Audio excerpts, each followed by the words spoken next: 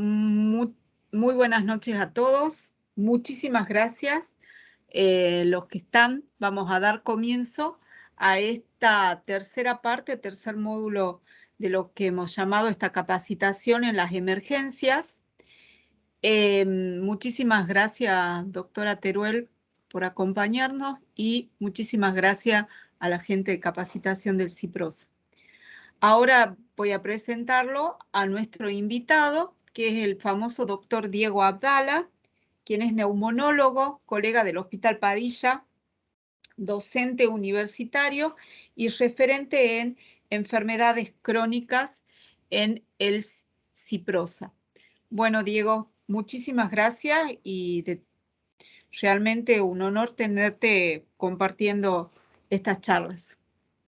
Muchas gracias, Mirta. Muchas gracias a la gente de capacitación y a todos los presentes. Bueno, hoy vamos a tratar de enfocarnos en un tema muy importante, de alta prevalencia, y con los nuevos manejos en asma, donde le vamos a dar un enfoque más práctico para que uno pueda desenvolverse mejor en las urgencias en esta patología que tanto nos demandan las guardias. Ahora voy a presentar.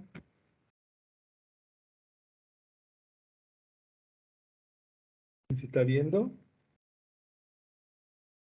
Sí, Diego. Sí, doctor, perfecto. Bueno, para empezar a hablar de las crisis en asma bronquial, lo más importante es plantearnos los objetivos que tenemos para esta clase. Primero, tenemos que saber identificar una crisis de asma. Segundo, tenemos que saber cómo tratar la crisis y identificar al paciente exacerbador. Y luego es saber cuándo derivar una crisis de asma. Entonces, teniendo estos 4 enfoques, vamos a empezar a hablar. Pero antes de hablar, digamos, de asma, tenemos que saber qué es el asma bronquial. El concepto más importante es saber qué es una enfermedad caracterizada por la inflamación crónica de la vía aérea. O sea, la vía aérea se inflama. O sea, el asma es una inflamación de los bronquios, y esos bronquios dificulta la entrada, el pasaje de aire y produce una obstrucción ahí. Entonces, el bronquio es lo que está obstruido, no el pulmón en sí. Entonces hay que dejar claro, es una enfermedad crónica. Esta enfermedad, que es el asma bronquial, es una enfermedad crónica. Entonces el asma tiene, digamos, agudizaciones y es una inflamación. Y esta inflamación puede tener periodos asintomáticos. Pero ¿qué es lo que nos interesa saber? Que también hay crisis de exacerbación. Sobre esa base crónica de inflamación, se inflama. Entonces hace una crisis o exacerbación. Entonces eso hay que tratar de marcarle bien al paciente. Que el asma es crónico, que es una inflamación crónica y que tiene crisis. Entonces, teniendo claro eso, vamos a empezar a profundizar el tema de lo que es el asma agudo. Cuando hablamos del asma agudo, hablamos de una desestabilización sintomática del asma, que es de suficiente magnitud para requerir una atención médica. Entonces el paciente tiene un incremento de los síntomas bruscos, por ejemplo en horas, o progresa en días o semanas, donde hay un deterioro de la función pulmonar que no siempre se correlaciona con la percepción clínica. O sea, ¿qué es lo que significa? El paciente puede estar con una crisis grave y sentado, realmente tratando de gastar las menos, digamos, calorías y no agotarse. Entonces, esto tenemos que tener claro. Y estas crisis, lo más importante, que pueden ser potencialmente fatales. Cuando nosotros nos vamos a la estadística, es importante a ver qué impacto tiene la crisis, digamos, asmática a nivel mundial. Tenemos que saber que la mayor consulta y más internaciones son en mujeres. Saber que el 7% requiere unidades críticas, que requiere una hospitalización un 30%, y un 15% de los pacientes consultan por disnea en emergencia. Además, representa 420 20.000 muertes por año. O sea, una enfermedad que tiene tratamiento y es tratable, o sea, que tiene su tratamiento específico. Por eso es importante saber la estadística. El impacto de la crisis asmática en la Argentina, tenemos que saber que el 4% de la población entre 20 y 44 años tiene una crisis mayor de una crisis por año. De eso, un 66% entre los 20 y 44 años tiene una crisis al año. Y de allí hay 382 muertes registradas en el 2019. O sea que significa que son muertes evitables. Y 20.000 hospitalizaciones por año. O sea que, y el 55% de las crisis asmáticas con consulta de emergencia. O sea que esto, el asma bronquial de sí es un problema de salud pública. Entonces, esto tenemos que hacer entender que esto es una enfermedad que es tratable, que tiene su tratamiento y tiene que ser manejada adecuadamente y derivada adecuadamente. Por eso, estos datos son muy importantes tenerlo en cuenta. Entonces, tenemos que saber primero cuáles son los factores gatillos de exacerbación. Primero, saber que los virus se asocian un 80 o un 85% de la exacerbación del asma. En niños son los rinovirus. Esto, con las variaciones estacionales, se exacerban el asma con una cepa de virus, digamos, de rinovirus C. El 60% produce exacerbaciones más severas. Pero hay que saber que hace una inflamación más, digamos, en el asma de eosinófilos, que es una inflamación eosinófila. Pero en influenza afecta generalmente a adultos y a mediados, generalmente a mediados de invierno. Y esto se relaciona con la inflamación neutrofílica. Pero aparte de todo esto, tenemos que saber que hay exposiciones a determinados polen ambiental o que generalmente predisponen también a los eventos de asma agudo, no tan solo los virus. Sabiendo esto, vamos a ver la fisiopatología.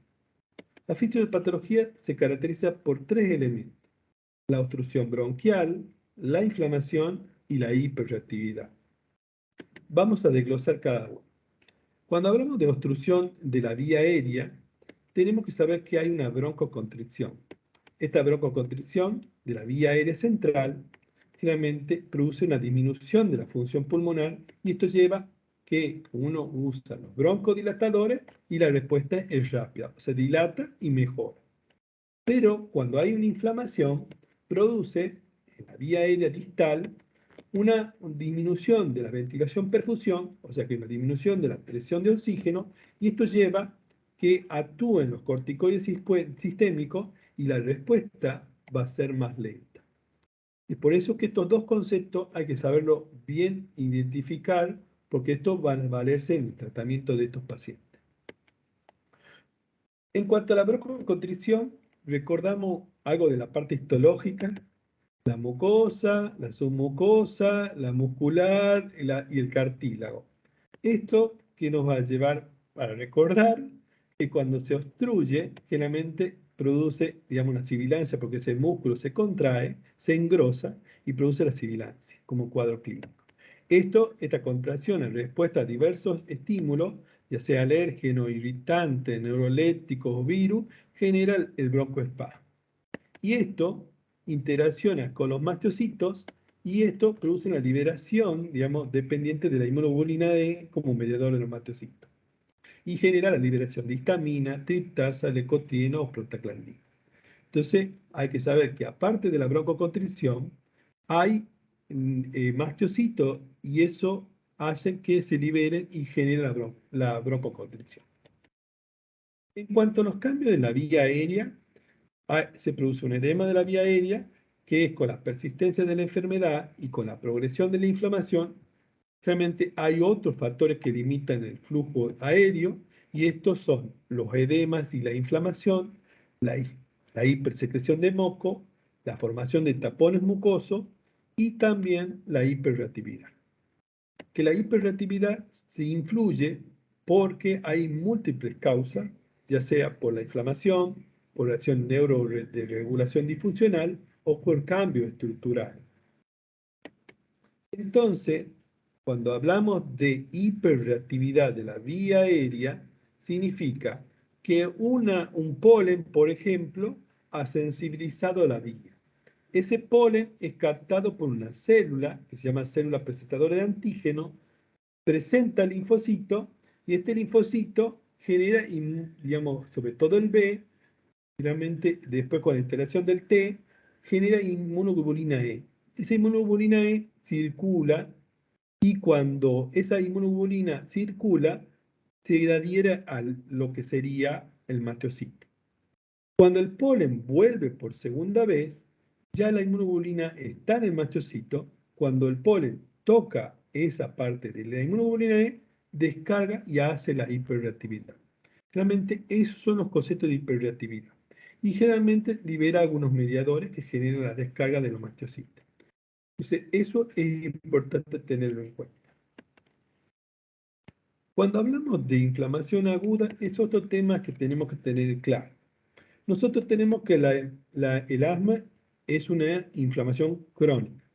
Esta inflamación crónica va a tener periodos donde no hay síntomas. Y va a ser un periodo asintomático, que el paciente se siente bien y no deja de usar incluso los aerosoles. Pero ¿qué ocurre? Si deja la medicación, si no se le educa que es una inflamación crónica, realmente, además de no usar los inhalantes, produce cambios estructurales, y cuando viene el alérgeno, el factor gatillo, genera la crisis, digamos, aguda, la inflamación aguda sobre una base crónica. Y eso produce la obstrucción. Entonces es muy importante explicar con estos gráficos al paciente por qué muchas veces abandona el tratamiento. Y la adherencia ahí falla. Entonces, ¿qué pasa si no hacemos un buen tratamiento y una buena adhesión? El pulmón se remodela. Hay una remodelación. ¿Qué significa? El tejido se produce un acomodamiento a los factores gatillos, y hay un engrosamiento de la pared. O sea, hay una modificación. Entonces ahí vemos la luz bronquial, que está lleno de secreción. Hay una metaplasia, o sea, un cambio de un epitelio respiratorio. Hay la membrana basal se engrosa. Hay una hipertrofia de glándula. Hay una neovascularización. Y hay hipertrofia y hiperplasia del músculo liso bronquial. Todo esto lleva a que todo este tejido que era bronquial y que era adelgazado, está engrosado. Entonces ya hay una remodelación de acuerdo a las medidas, generalmente al proceso crónico de lo cual no se restaura. Entonces, en el asma agudo, ¿qué es lo que tenemos que saber? Hay exacerbación que varía con el grado de severidad. Uno es la obstrucción progresiva y otro el deterioro súbito. La obstrucción progresiva es una progresión lenta y con la resolución lenta, y esto es el predominio del componente inflamatorio. Entonces, ustedes cuando ven acá la microscopía óptica, van a ver que las paredes están, digamos, engrosadas por la capa de la muscular de la mucosa, y hay muchas células inflamatorias. En cambio, cuando hay un deterioro súbito, está relacionado con la obstrucción aguda, con la respuesta rápida, y predomina el componente del espasmo bronquial. Entonces, como ustedes ven, la pared bronquial muestra una oclusión del tapón mucoso y una pared del bronco que contiene numerosos, digamos, células inflamatorias. Entonces, tenemos las dos partes, digamos, de un asma agudo. La obstrucción y el deterioro súbito por digamos, la intervención del virus. Entonces, ¿qué tenemos que saber de esto? Ya una vez dejando toda la fisiopatología, el transcurso, tengo que evaluar con la historia clínica. ¿Qué tengo que saber? Que un asma agudo es un estrechamiento crítico de la vía aérea con riesgo de muerte. Eso es lo primero que tengo que saber en la guardia. Que en la guardia tengo que reconocer signos y síntomas de riesgo y tratamiento adecuado. Evaluar la historia clínica, el examen físico, las mediciones objetivas y la respuesta inicial del tratamiento. ¿Qué es lo que me voy a basar en la historia clínica? Primero, los antecedentes. O sea, si el paciente estuvo en RM, si estuvo internado en unidad de terapia intensiva, si hay una mala evolución con el tratamiento, si hay internaciones y si hay concurrencia a guardia, eso lo tengo que tener en cuenta, y eso es lo que más tengo que marcar en la historia clínica del paciente asmático que consulta la guardia.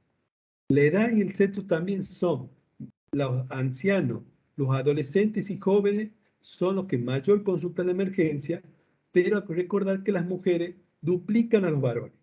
Siempre, generalmente del desarrollo, las mujeres tienen un predominio en las enfermedades respiratorias, sobre todo el asma.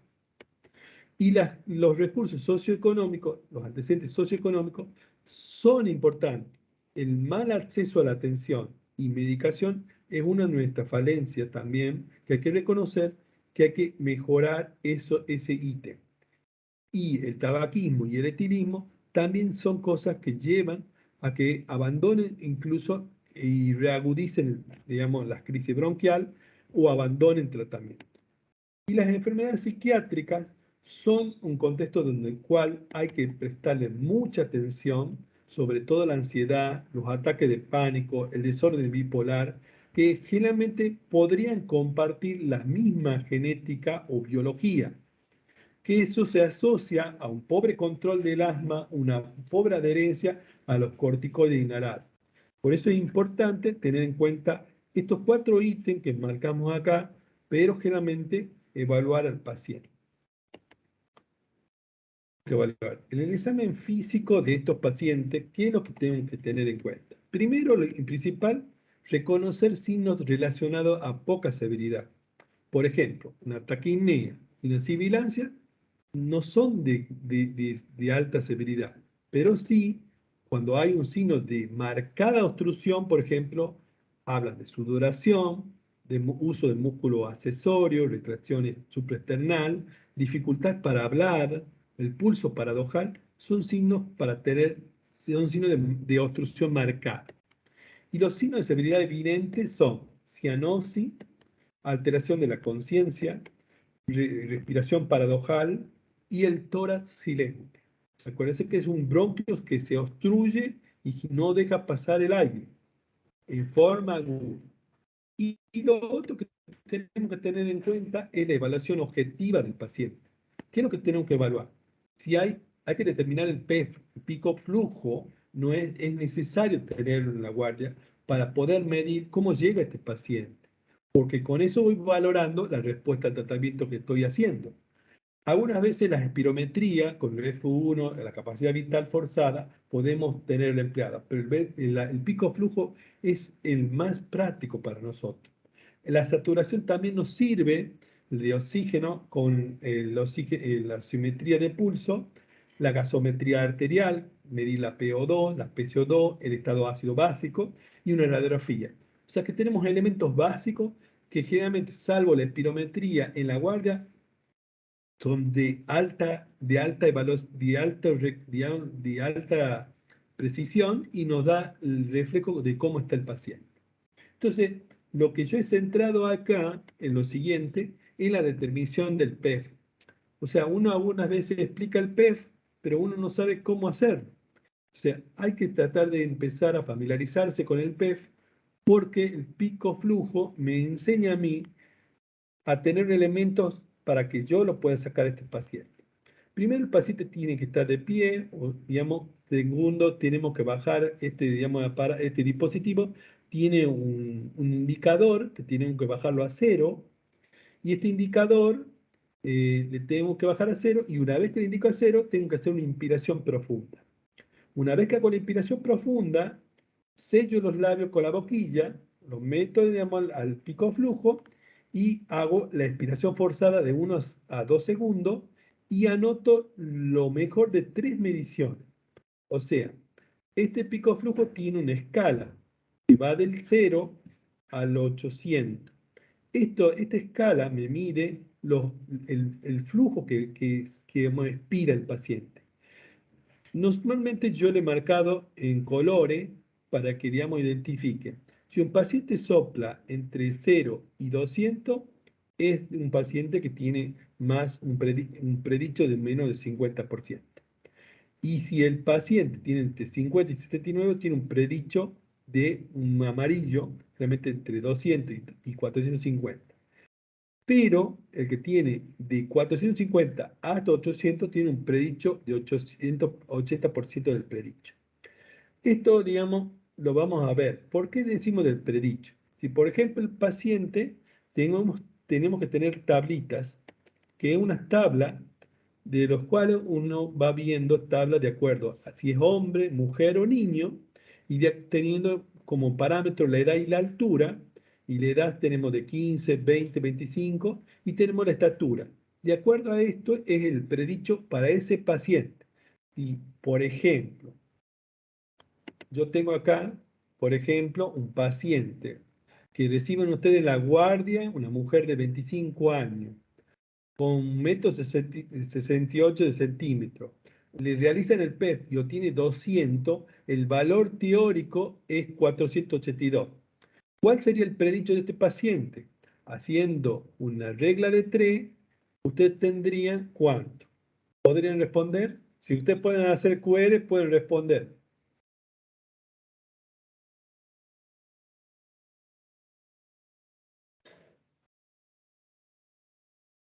¿Ya están? ¿Han votado?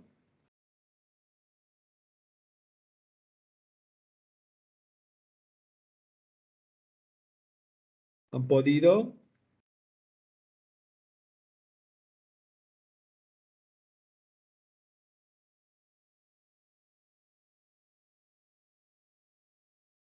Bueno,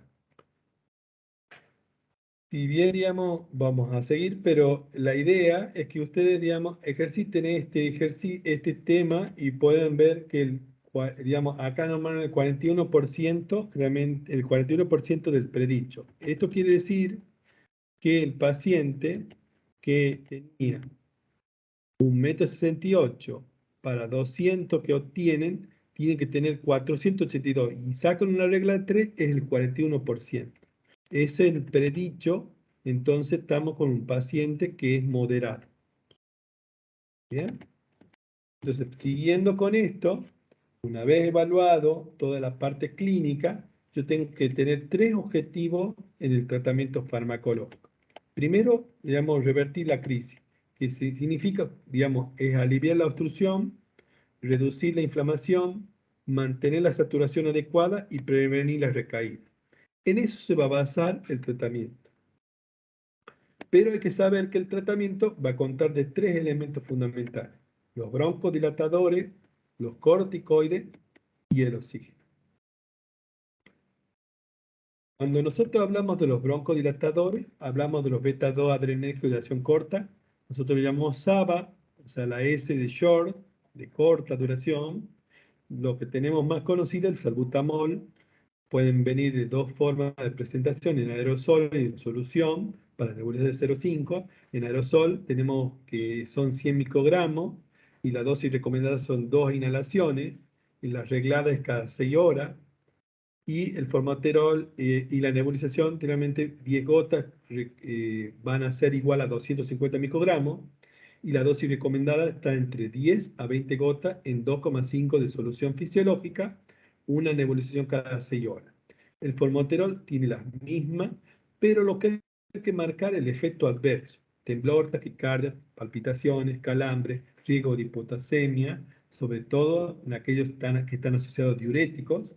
Y hay en la terapia, digamos, inhalatoria, puede producir broncoespasmo paradójico.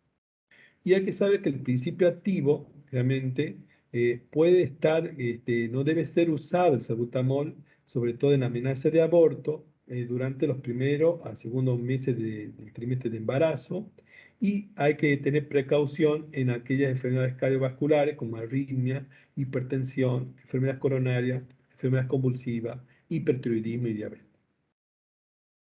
Los otros broncodilatadores, los antimuscarínicos, son de acción corta, el SAMA, que son el hipatropio, que vienen en aerosol y en solución. El aerosol contiene 220 microgramos y su dosis de 1 a 2 inhalaciones se hace cada 6 horas en reglado.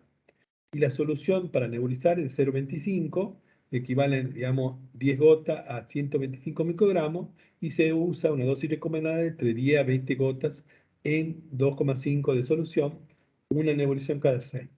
Los aspectos adversos son la sequedad de boca, los efectos gastrointestinales, la visión borrosa y la retención urinaria, que son poco frecuentes, y la contraindicación va a ser el glaucoma agudo estrecho, la hipertrofia benigna de próstata, la obstrucción vesical cuando no esté tratada. El otro tema que hay que usar es el corticoide. Es el corticoide sistémico, ya sea bioral, endovenoso o intramuscular, y recordar que la acción realmente dura de acción es de 4 a 6 horas. Acá en este gráfico podemos ver la mitad a su izquierda, sin tratamiento antiinflamatorio, tengo células inflamatorias y tengo músculo contraído.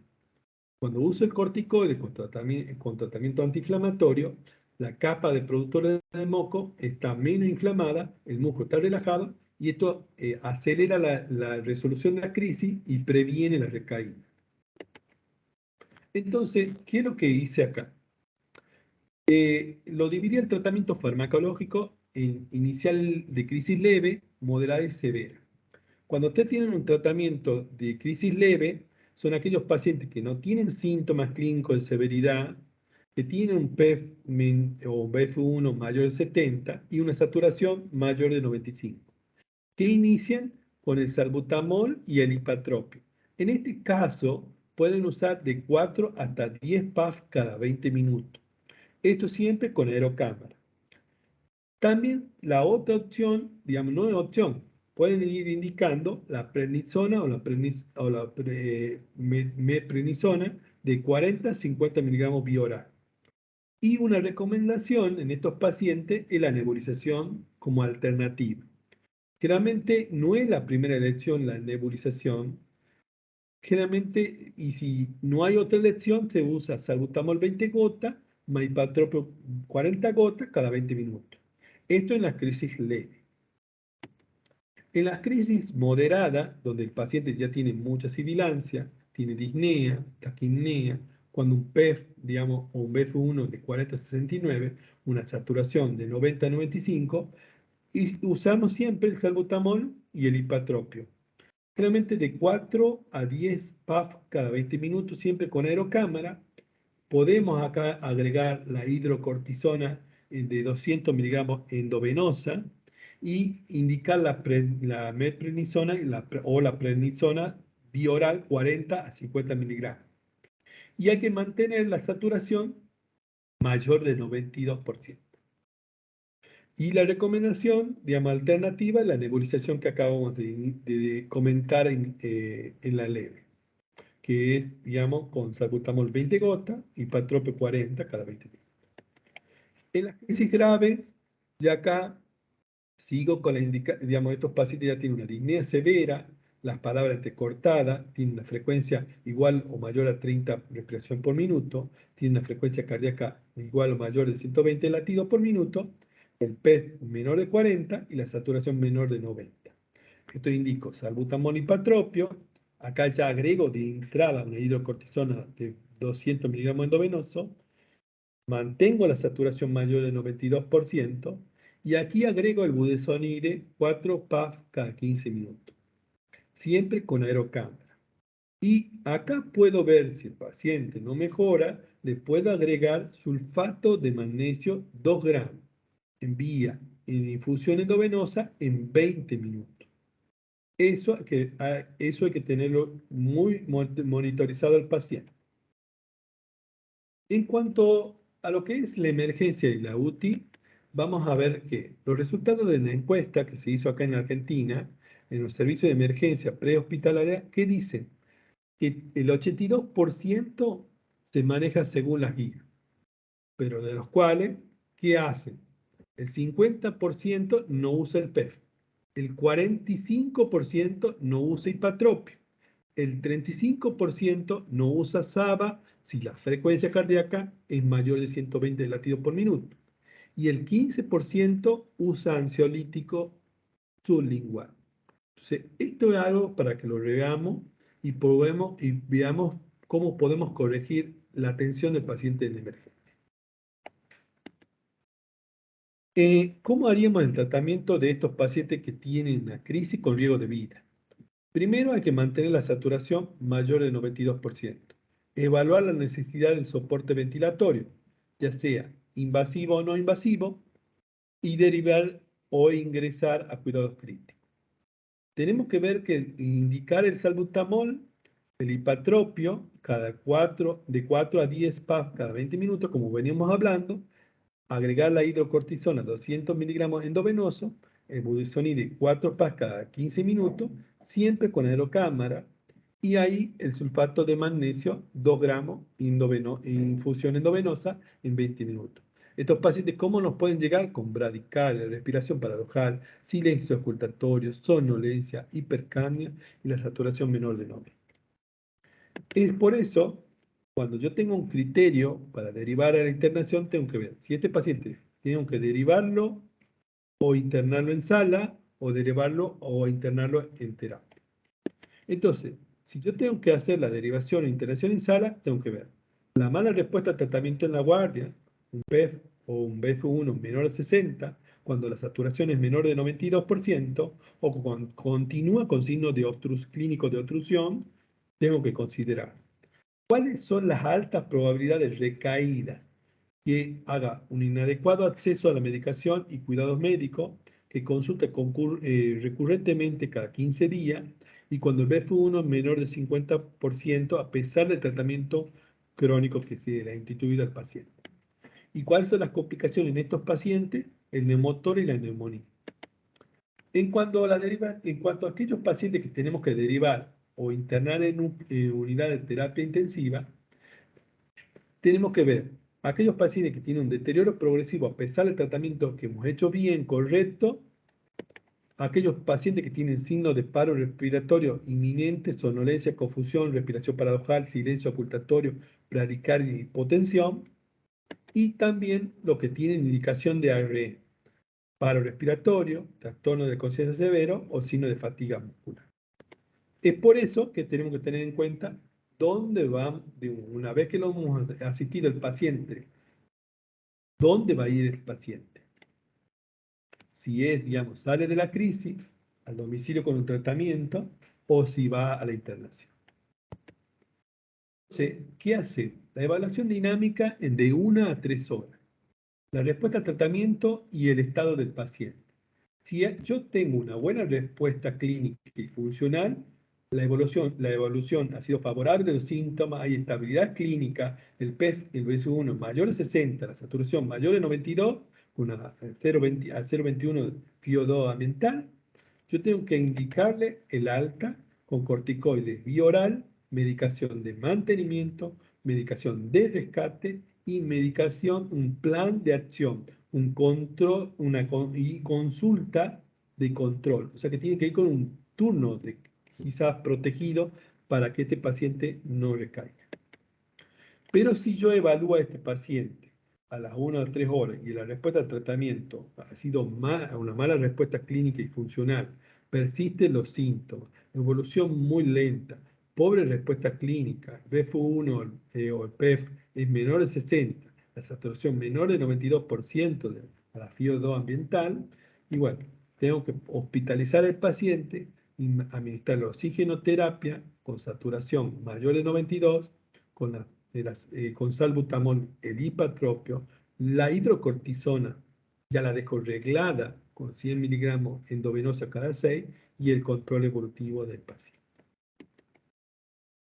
¿Cuáles son las indicaciones para el alta de estos pacientes? Lo primero que digamos, ¿qué es lo que le van a indicar? Corticoides por vía oral, la prednisona, la meprednisona, 40 a 60 miligramos por día de 5 a 7 días. La medicación inhalatoria de mantenimiento pueden indicarle un corticoide inhalado más un LABA, que es un corticoide de un beta-2 de acción prolongada, de elección. Esto se considera una etapa de GINA, pero ya vamos a ver que después las guías se van a desestructurar, vamos a tratar de otra forma el asma hoy en día. Y la medicación de rescate, fíjense en acá, uso el inhalador, digamos, el corticoide, el formoterol, por ejemplo, hay algunos que son muy conocidos, que puedo usarlo también en el rescate, sí. ¿Por qué? Porque la dosis máxima del corticoide es 1000 y la de salmeterol, por ejemplo, es 100. Pero hay algunos, finalmente, con corticoides que vienen 160 y el formoterol de 4,5, entonces yo puedo usar más dosis como rescate esta asociación. O sea que si la ven como rescate, es el único que está avalado para hacer, porque no llegó a la dosis máxima tóxica. Siempre el paciente se tiene que ir con un plan de acción escrito a la consulta para el seguimiento y control. ¿Qué es lo que tiene que interesar a nosotros? Los reingresos, para que tengamos estos pacientes más controlados. ¿Asociado a qué? Severidad de la crisis, adherencia al tratamiento, capacidad de adquirir la medicación, la edad, el sexo femenino, la historia de interacción por asma. Lo que falla muchas veces es que estos pacientes no están incluidos en un programa. Hoy en día tenemos un programa de asma, un programa de enfermedades respiratorias crónicas. La idea es adherirlo a estos pacientes que no tienen recursos, agregarlo a un programa para que puedan tener su tratamiento. ¿Qué nos interesa de los reingresos? Se sabe que cuando tiene estos pacientes se le da de alta, menos de 7 días de haber dado el alta, el 1 al 2% reingresa. Pero hay aquellos pacientes que tienen a los 15 días del alta, el 3 al 20% de reingreso. Pero aquellos pacientes que han tenido después, digamos, del alta 30 días, el 24 al 38% reingreso. Entonces, estos pacientes que uno le hace el tratamiento, tiene que haber una contención de seguimiento porque esta inflamación vuelve y realmente cuanto más tiempo no lo tengo controlado estos pacientes, las crisis se recaen, reingresan a la guardia. Entonces, acá les dejo un resumen de todo lo que hemos hablado. Acá este resumen puede estar en la guardia.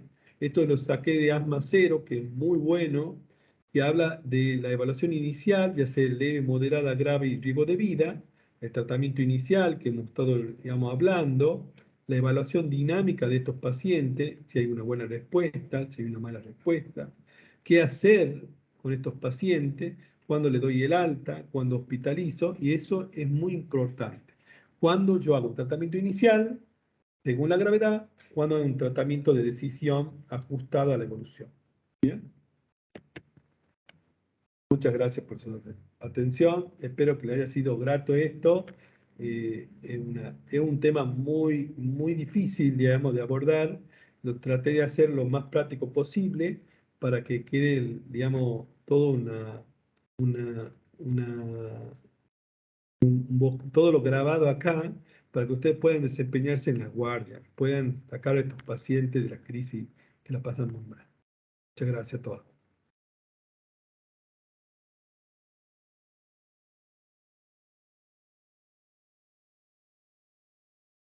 ¿Hay algunas preguntas? No sé, Mirta. Muchas gracias, Diego. Yo tengo preguntas para hacerte. Lo que decías recién del budesonide con el formoterol, Sí. ¿cómo sería? ¿Cómo lo usarías? Normalmente se lo puede usar, como con cualquier inhalador. Por eso se incorporó hace poco, se puede hacer 2 PAs cada 10 minutos, se lo puede hacer o por cada 8 horas. Se los puede dejar cada 8 horas y dejar el bromuro y patropil y salbutamol. Reglado. Bien, por ejemplo, en el caso de la crisis de asma, para hacerlo, los rescates con el formoterol, ¿cuántas serían las aspiraciones? Normalmente vos lo podés hacer 2 cada 8 horas. Bien. Eso, digamos, eso es lo nuevo que se agregó, porque, por ejemplo, digamos, hablemos del nombre comercial. Hay una marca como el Ceretide que no podemos hacer porque son de 500, algunas vienen de 250, de 500, y podés llegar a la dosis máxima. Entonces no podés usar más de 1000 la fluticasona y no podés usar más de 100 el salmeterol, porque vas a hacer grandes efectos colaterales en estos pacientes. Bien. Ahí hay otra pregunta que es de Cecilia Teruel. ¿Cómo usamos la infusión de sulfato de magnesio y cómo es la dilución?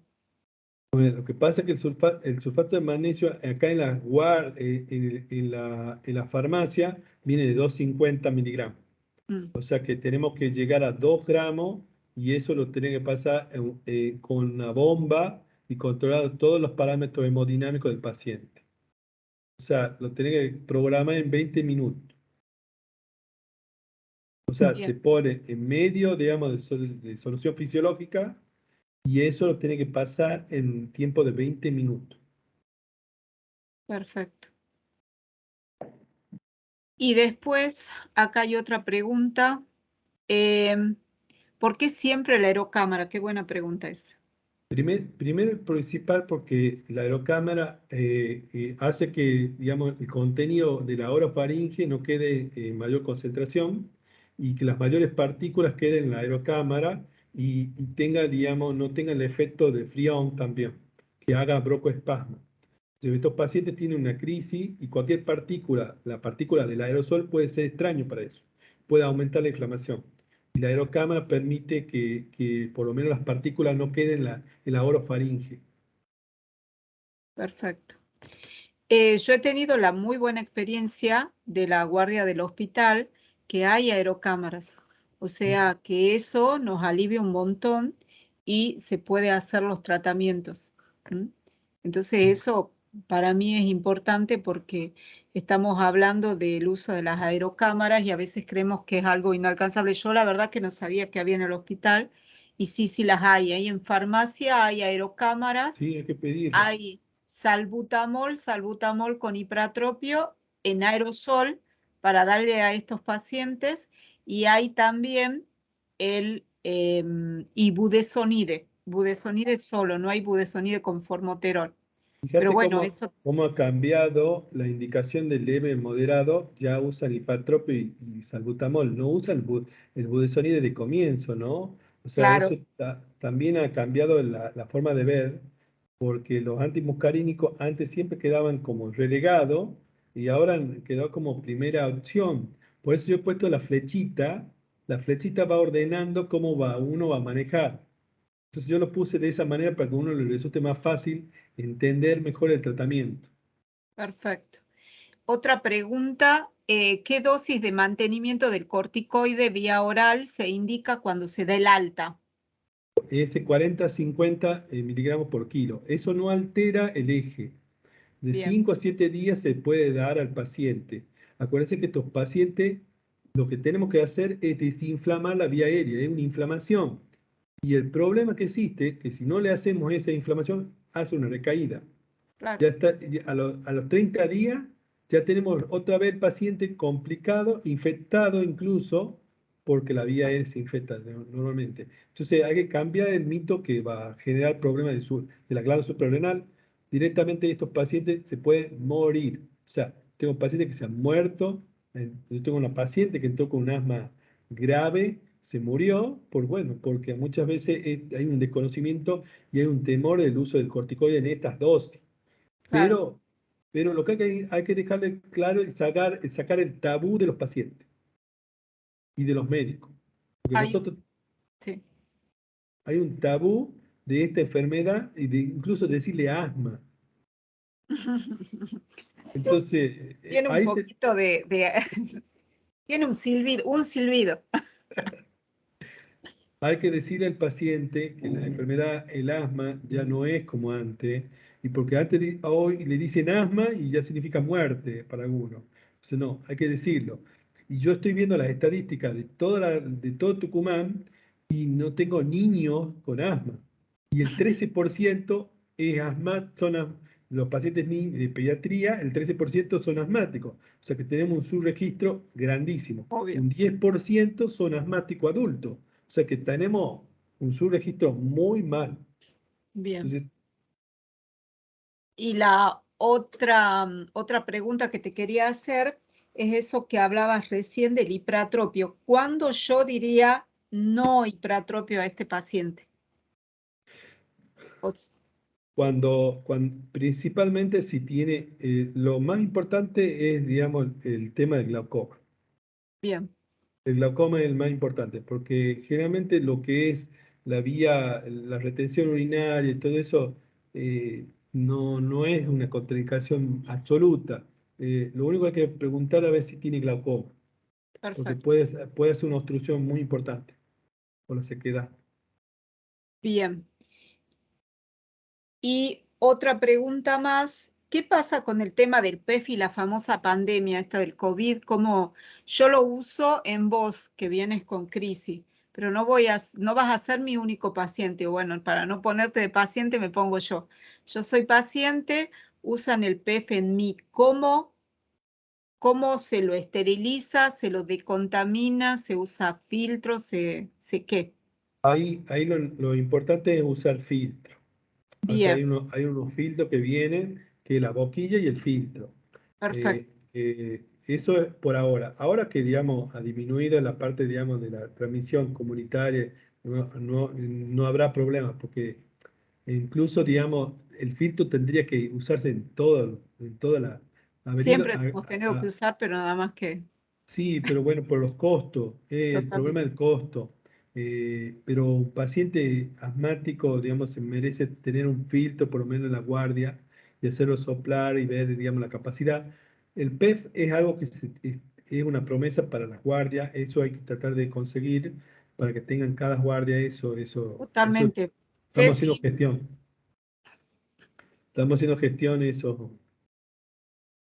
Cecilia, el doctor, el doctor promete que va a conseguir para las guardias los picos flujo, que eso no vamos a encargar porque eso es tema de gestión. Hay que Eso gestionarlo, porque es es un tema de fundamental. gestión, digamos, yo voy a hablar ahora porque hace poquito yo estoy en el PRI y la verdad que estamos ordenando muchas cosas en la provincia. Hay 10 pirómetros que no están funcionando en la provincia. Hay aparatos que ya no le dan utilidad. Entonces, bueno, estamos tratando de ordenar todo esto y la verdad que es mucho el tema. Lo más importante es que ya tenemos 6 programas de enfermedades respiratorias crónicas ya agregados al sistema. Entonces, al haber un programa, ya hay una contención. Y Totalmente. y al haber un programa, uno ya contiene el paciente.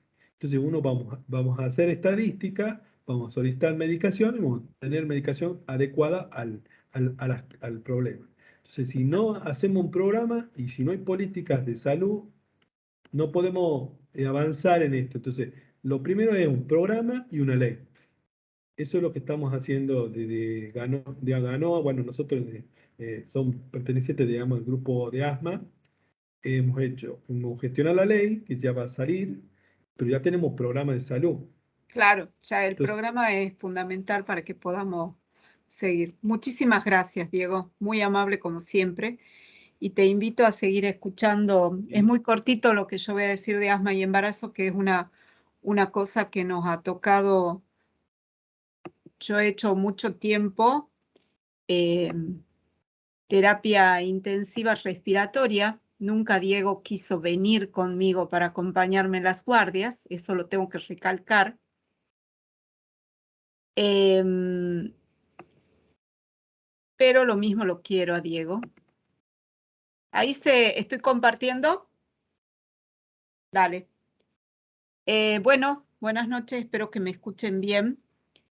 Un placer realmente, un placer enorme estar compartiendo con Diego esta charla. Esta es una charla muy corta, es sobre asma en la embarazada. Si ustedes ven, dentro de los factores de riesgo para una crisis de asma figura el embarazo. Nosotros teníamos muchas pacientes que comenzaban con crisis de asma, más seguidas se exacerbaba su asma y de ahí sacábamos, dentro de los test que le hacíamos, teníamos diagnóstico también de embarazo. El asma es una condición médica crónica muy común en el embarazo. Un 8 a un 13% de las embarazadas en el mundo lo padece. Un 6% ingresa al hospital por una agudización de su asma. Un 20% de las asmáticas embarazadas sufren exacerbaciones y un 50% de los pacientes con asma persistente grave puede padecer una exacerbación. Las exacerbaciones, como recién las dijo el doctor, pueden ser por un bajo cumplimiento o poca adherencia al tratamiento de mantenimiento con glucocorticoides inhalados, que no vamos a ahondar porque el doctor ya los explicó. ¿Y qué pasa en el embarazo? En el embarazo aumenta el volumen minutos respiratorio, aumenta un 20 a un 50%, aumenta el volumen corriente y aumenta la frecuencia respiratoria. Esto se produce por aumento de los niveles circulantes de progesterona. Hay una disminución de la presión arterial y alveolar de CO2 y un aumento de la presión alveolar y arterial de oxígeno. Hay una alcalosis respiratoria y los gases en sangre los van a encontrar con una PaO2 mayor de 100 a 106, una PCO2 menor de 28 a 30 y un pH generalmente alcalótico. Durante el embarazo hay un aumento del consumo de oxígeno en el final del embarazo de un 21 a un 35%, un 60 a un 70% de las embarazadas tiene en el primer y el segundo trimestre aumento de la disnea, y lo que me llamaba mucho la atención es la presencia de congestión en estas embarazadas del 22 al 72% de congestión nasal e hipertrofia de los cornetes, que esto va a mejorar posparto.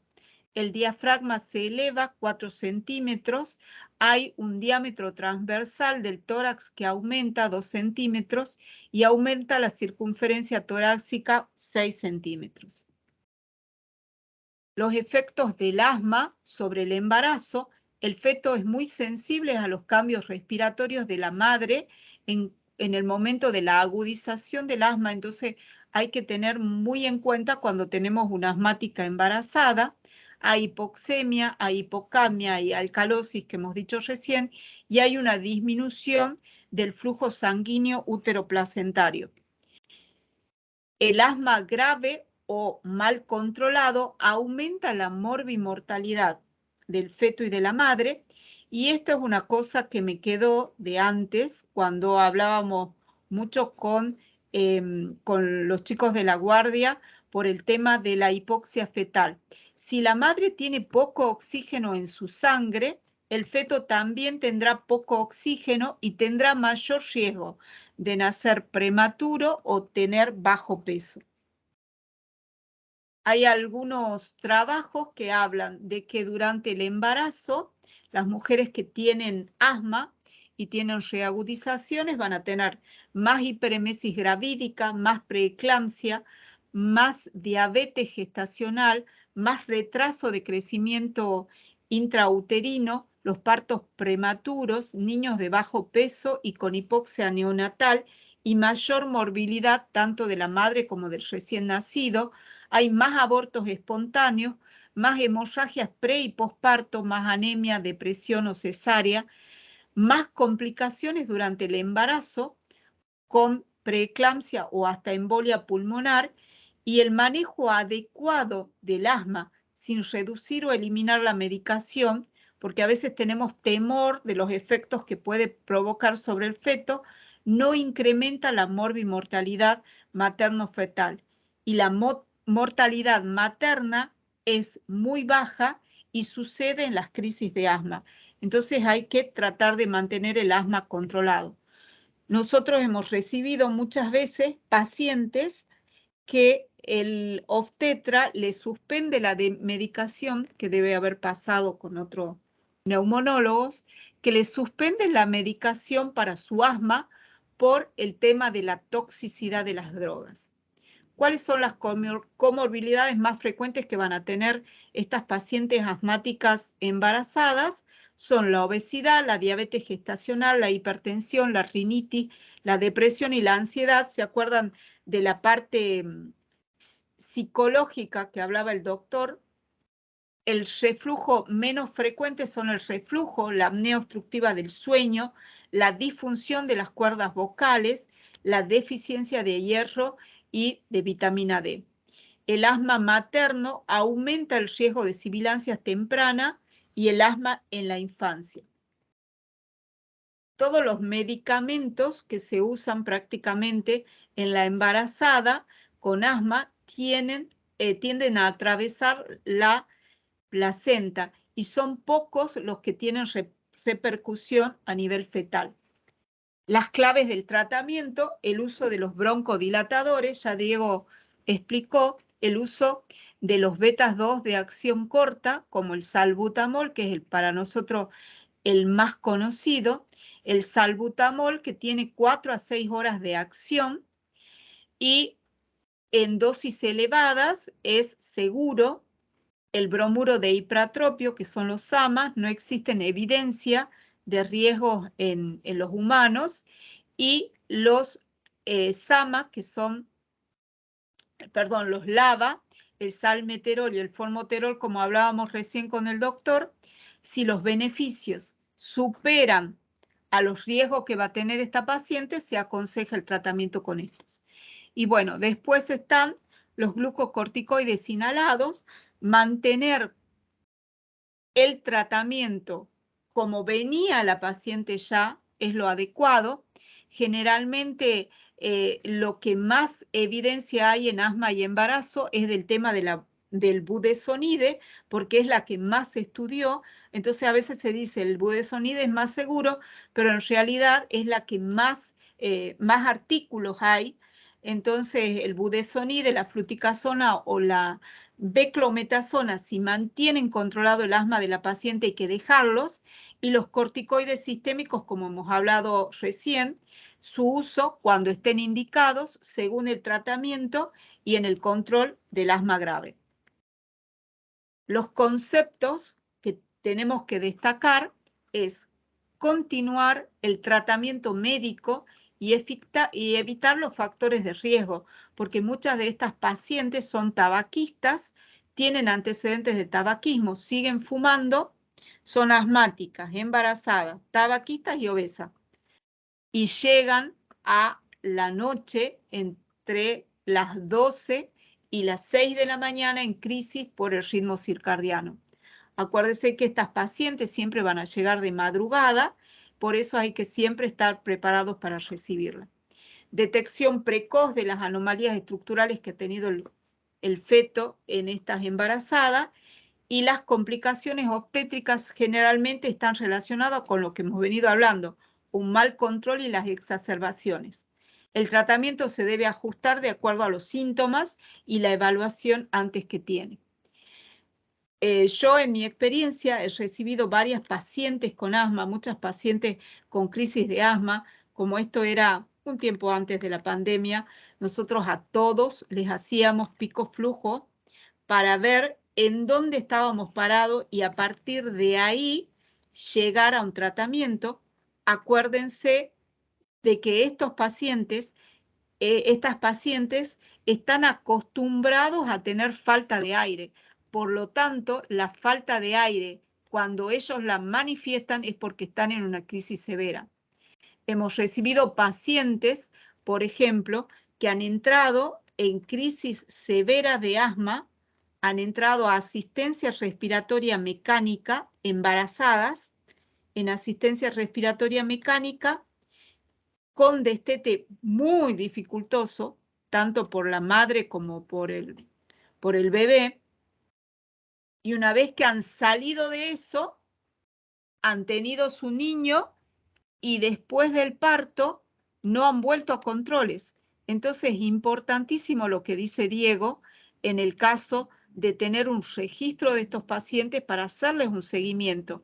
Y a veces no vuelven a controles porque no tienen la medicación, no tienen acceso, entonces se van olvidando, a pesar de que esta chica era muy joven, 25 años, ha tenido una crisis severa que ha terminado en ARM. Y después otras pacientes que tienen asma durante el embarazo, pacientes que llegan con crisis de asma, se las trata en el embarazo. Generalmente son pacientes que tuvieron asma cuando eran niñas y después aparecen nuevamente en el embarazo por el tema hormonal. Así que hay que tenerlas muy en cuenta porque a veces no llegan a la maternidad y van a llegar a cualquier hora en la guardia. Bueno, otra cosa, esta es una foto del acceso a nuestra a la guardia del Hospital Padilla, nuestro querido Hospital Padilla, el tratamiento de la crisis de asma no termina cuando el paciente se va de la guardia. Tenemos que ver, quizás a través del programa, quizás alguna modalidad para que estos pacientes tengan un turno que alguien los vea.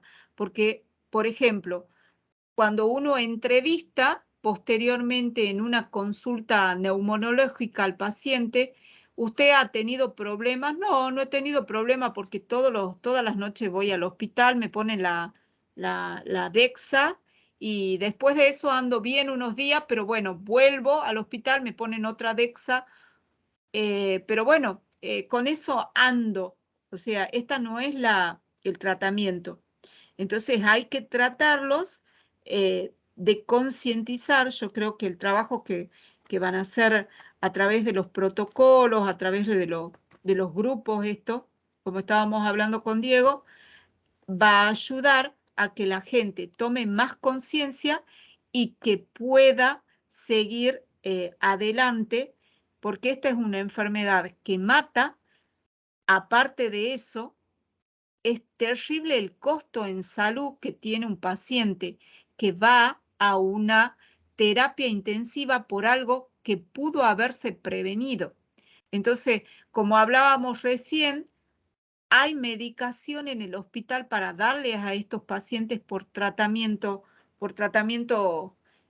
para que hagan ambulatorio, explicándoles que para darle el alta, que es lo que hacemos normalmente, para darle el alta a esta paciente voy a necesitar darle esto, esto y esto, y que se vaya con la medicación. Quizás no es budesonide con formoterol, pero sí budesonide, sí corticoides orales, que muchas veces hay en la guardia y se les puede dar la prednisona. Y una cosa que hacíamos con la doctora Villagra en las guardias era, como la gente, el costo de la metilprednisona de 40 miligramos es muy alto, entonces se le daba metilprednisona de 8 miligramos, que era menor costo, tratando de llegar por lo menos 3 veces por día a una dosis de 32 o un poco más, para que llegue un poco más de los 40. Así que bueno, esto es todo. Muchísimas gracias. Y bueno, muchas gracias al doctor Carlos Oliva, que me permitió usar algunas de las diapositivas de él en esta conferencia. Muchísimas gracias a todos.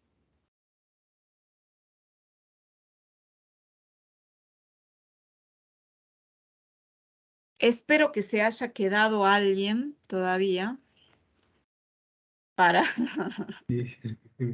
Me encanta la Ceci. ¿Viste esa notita que te dejó Diego? Sí, sí, ya la estoy Gracias, viendo. Diego, por los picos flujos, los esperamos. Hazte la fama y échate a dormir, querido. Acá no podés decir absolutamente nada. Sí, no, es que eso está prometido. O sea, el tema el tema que hay que tratar de que se empiece a Yo gestionar creo es. que unidos vamos a hacer un buen equipo tratando de gestionar cosas, porque la gente de la guardia, que yo le decía a Cecilia, una de las cosas que me motivó, son 2 experiencias familiares graves que tuve. Un sobrino que hizo un tema importante con una insuficiencia respiratoria, entonces la concientización de eso no estaba bien, pero, por ejemplo, el tema del accidente cerebrovascular, mi mamá sufrió un accidente cerebrovascular hace 1 año y medio y falleció, pero era impresionante cómo estaba organizado, desde el retiro del paciente del domicilio, desde el tratamiento en la guardia, desde la recepción, desde todo. Obviamente que eternamente agradecida a la guardia del Hospital Padilla y la gente que trabaja ahí por la contención y todo lo demás. Pero me sorprendió la forma en que estaba organizada la parte de neumonología. Entonces podemos hacer lo mismo con estos pacientes con Sí, insuficiencia respiratoria, por eso las distintas modalidades. Si no hay ninguna pregunta y viendo que son las 21:20, ¿Algún comentario, alguna cosa que quieran decir? ¿Alguna anécdota? Acá estamos todos profesionales, así que digamos no tienen que haber problemas para ver. La otra cuestión es derivarla a la maternidad cuando veamos una embarazada. Yo quería dejar claro que muchas Sí, veces, si nosotros no hacemos un programa de salud, en este caso de asma, no podemos pedir. O sea, no podemos pedir que nos compren cosas si no hay algo que nos justifique. Entonces totalmente. está claro, si nosotros tenemos estadística, tenemos una casuística, tenemos una exigencia, podemos pedir adecuadamente. No puedo pedir yo pico flujo si no tengo paciente asmático. Entonces, es una cuestión, digamos, de cambiar esa forma de pedir si no tenemos una estructura de programa. No podemos crecer si no tenemos estadística. Exactamente, sí. Y lo más importante que tenemos que hacer, tenemos que aprender los médicos a hacer programas de salud. Eso, involucrarnos en la gestión, es algo que nos ayuda a entender atrás de la asistencia también. Eso es importante que sepamos. Eso estoy aprendiendo mucho ahora. Está el licenciado Marcelo. Muchas gracias por participar, Marcelo, que es de La Guardia, está a cargo junto con Mauro Sánchez en la Guardia Mayor del Padilla. Así Sí. que muchísimas gracias a todos, chicos. Muy buenas noches y nos juntaremos el próximo jueves para seguir con nuestras charlas. Muchísimas gracias, Diego. Muchísimas gracias, Nadia. Un abrazo gigante. Los esperamos el próximo jueves, Dios mediante. Chao, chao, chao. Chao, chao, chao, chao, hasta luego. Hasta luego, doctora. Hasta luego, doctor. Chao, Nadia. Chao. Esté bien.